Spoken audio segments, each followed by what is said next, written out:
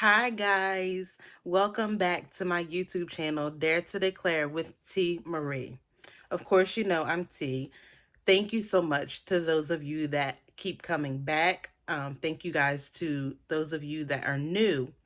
And just a little background for some that may not know. Of course, you know, like I said, I'm T and I'm a life coach, and I empower women and children to boldly embrace their true identity that Christ has given them to walk in. I am boldly embracing who I am, so I empower women and children through myself boldly embracing. I empower them to boldly embrace themselves as well. So that's just a little background. I have worked with women who have infertility issues. I have worked with women who have gone through bad relationships, breakups, and they are trying to build themselves back up. I have also worked with children who have gone through separation homes and they need to build up their confidence. Children who have gone through getting picked on or bullied in school. I just allow them to know that they are somebody, that God made them who they are for a reason. They have a voice, they're able to use that. They have a unique walk. They're able to walk in that boldly and confidently. And I just, I love seeing the confidence from the time that I start working with the women and the children to the time that they complete the sessions. I love, love, love seeing the confidence through that. We are currently going through the pain plan series. Um, and the pain plan series comes because, of course, you guys know that we all have pains, growing pains, there's separation pains, there's losing pains, there's all types of pains that we go through. And in life, you're going to need someone that you can lean on. You're going to need a plan behind the pain. So that is how the pain plan series came along. And in the pain plan series, I give you each video will be a new thing of how you can manage your pain, how you can plan to better manage your pain, I will say.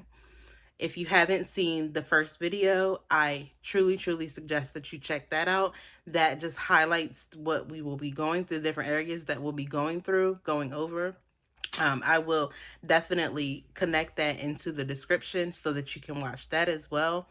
But thank you, thank you, thank you to those of you that come back, those of you that like, those of you that subscribe, those of you that even just simply say a prayer over my YouTube channel. Thank you so much. None of that goes unseen.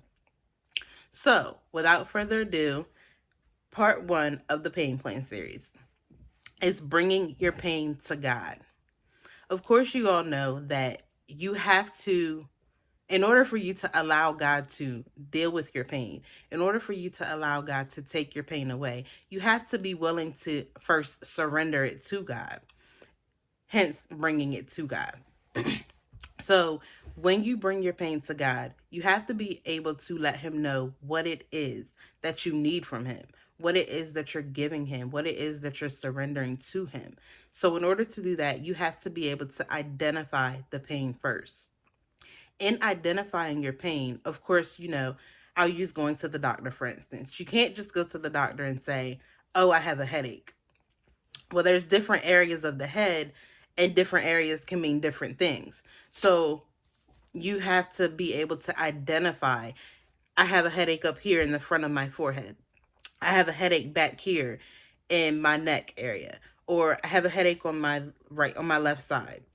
You have to be able to identify where the pain is, what may be triggering the pain as well. So, in order for you to identify, in order for you to be able to say what it is, you first and foremost have to be able to identify. The second part to giving it to God is that you have to be able to be willing to release what you identify. And in releasing, that can come in many different ways. So, releasing can show up in the forms of journaling, it can show up in the forms of praying, it can show up in the form of worship, and it can show up simply in the form of crying. Tears is a way of release, tears is a way of surrender. Tears is also a way of shedding that the weight losing that weight of that pain. All of these, none is greater than the other. However, you have to be willing to do all of these things, one form or another, to be able to surrender it to God and truly give it to Him and allow Him to take it. So, number one is identify. Number two is release. You can do that again through journaling. You can do that through praying. You can do that through worshiping. And you can also do that through crying. Ask God to take it away. So, of course, when you go to Him and you say, okay, God, this is what I'm dealing with, you identify, I want to release it to you. But then after you say, I want to release, you have to actually give it to Him. So once you're done journaling, maybe give your pastor the letter or the journal that you have wrote out so that then she or he can pray over that. You could put it in your own Bible, pray over it yourself. You could burn it in a fire pit. You could, there's many different ways. You could bury it, actually. Burying it is a uncommon way of releasing it. However, burying that is a way of letting it go completely. Not necessarily letting it go completely, but surrendering it to God to let Him know that you are ready for Him to fully take over. So you put it in the dirt, you bury it, you forget about it. Now, of course, sometimes it may come back up, which is okay. But when you have fully surrendered it to God, when it does come back up, you're able to better deal with it. I'll use myself for instance, my divorce. I did not want to deal with it. I did not want to face it head on. I did not want to, I just didn't want to deal. However, I was able to bury it. I was able to fire it up. I was able to release, journal, and release, putting it in my Bible, praying over it, asking God to completely free me from the thoughts that held me captive, completely free me from what weighed me down. Allow me to emerge through that pain. Allow me to grow through that pain. And through all of those, He did. Now, sometimes divorce will still come up. However, I am able to better deal with it. So I allowed God to take my pain. I surrendered that pain to God. I journaled it. I identified it first and foremost. I journaled it, which means I released it. I gave it to Him completely, and I allowed Him to work through me as He took that away, take out from me what He needed to take out from me, add in me what He needed to add into me, and I'm able to talk about it with no harsh feelings. Psalms 55:22 says, cast your cares on the Lord, and He will sustain you. He will never let the righteous be shaken. I'm going to read that one more time. Cast your cares upon the Lord. He will sustain you. He will never let the righteous be shaken.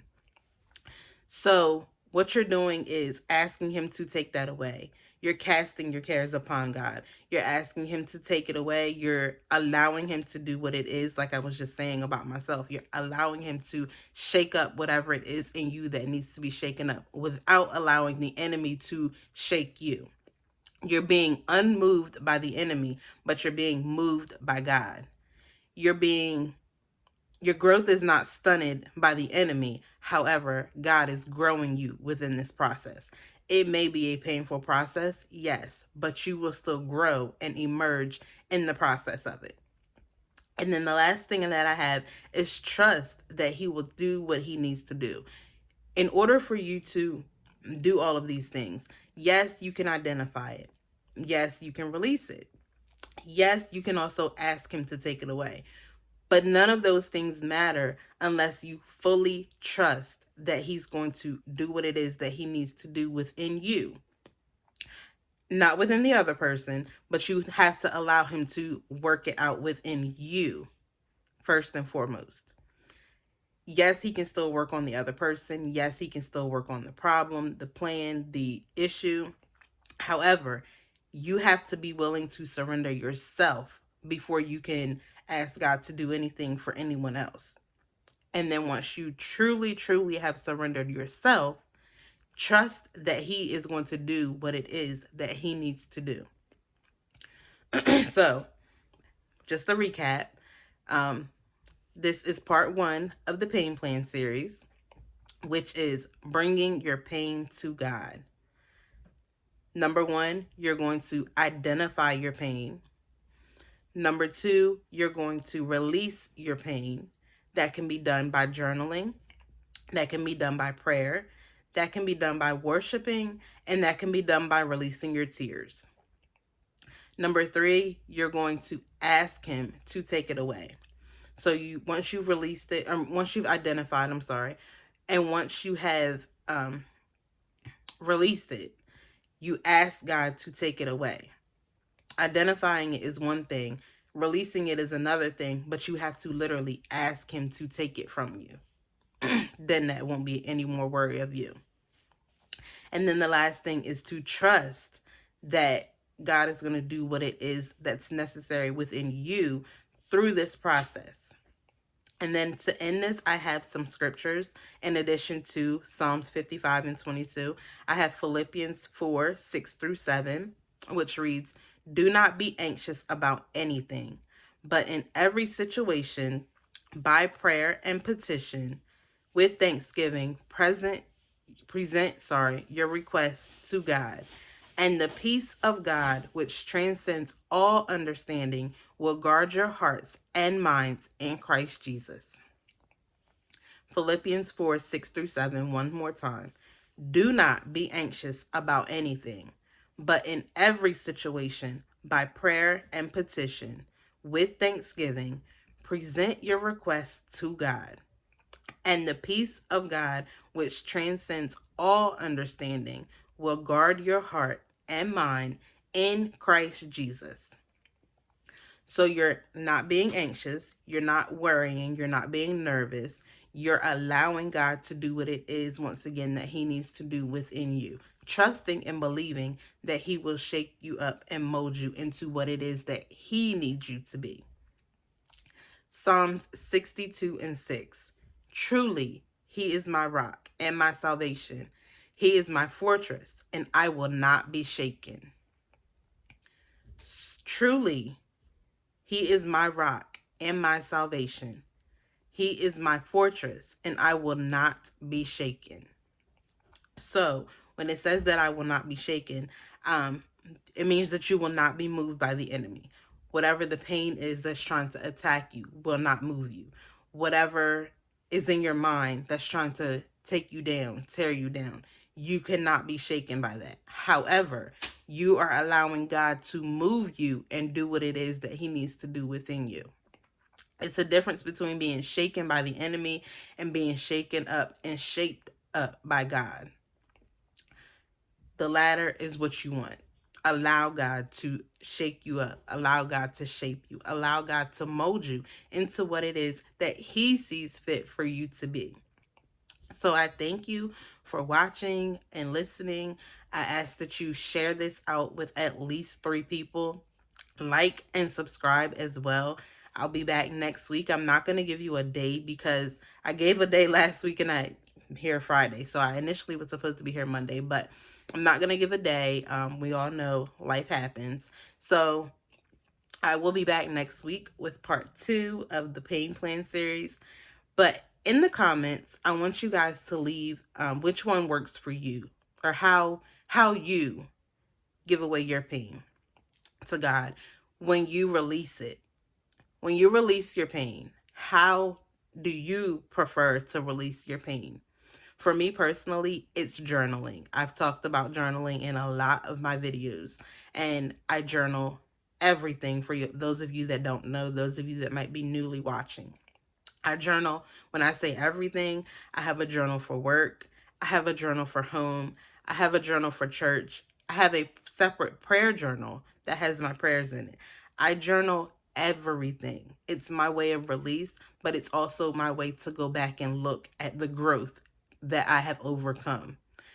It's my way of looking at how God has literally pushed me into the person that I am today, confidently and boldly walking in the person that He has created me to be today. So, once again, thank you guys, and please stay tuned for part 2 of the Pain Plan series.